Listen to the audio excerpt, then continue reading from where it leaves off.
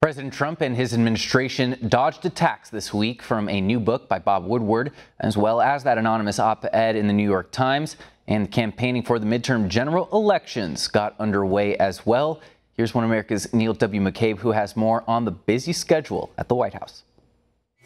Supporters of President Donald Trump were shocked to learn that officials and staffers inside the Trump administration were bad-mouthing the president to author Bob Woodward, and then claiming, and inside a New York Times op-ed, that they were actively undermining the president's agenda from within.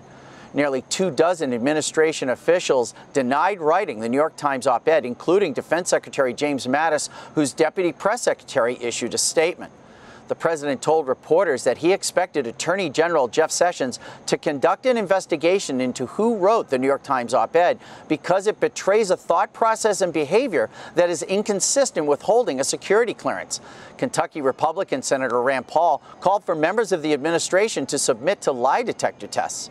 I spoke to Republican operative Chris Metzler about his reaction to this depiction of the Trump White House compared to the Trump White House that he deals with regularly as a participant at White House meetings and projects. Here's what he had to say.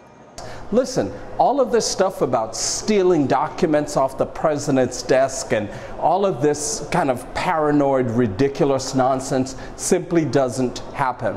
What they're trying to suggest is that the president is so dumb he doesn't understand when a major policy implication comes up. And from my standpoint, whoever that person or persons are who have done this, number one, treason. Number two, resign. If you don't like it, get out, rather than simply going to the New York Times or some others and writing the so-called steady state. No, it's the deep state.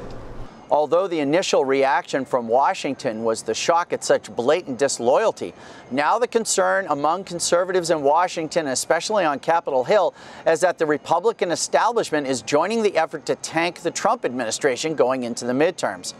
Already, Republicans are worried about losing their largest majority in the House in 80 years, even though the National Republican Congressional Committee has raised more than $140 million for this cycle under Speaker Paul Ryan and his team. There are 39 seats without a Republican candidate, and if the Democrats pick up 25 seats, they will have control of the chamber, setting up for a possible impeachment process in the next session. So far, however, no Republican leaders are coming forward to join the so-called resistance publicly. And one reason for that is the list of Republican opponents of the president who are preparing for private life in January, such as Congressman Mark Sanford, Senators Bob Corker and Jeff Flake, and of course, Speaker Paul Ryan. Neil W. McCabe, One America News at the White House. Want to see more videos like this?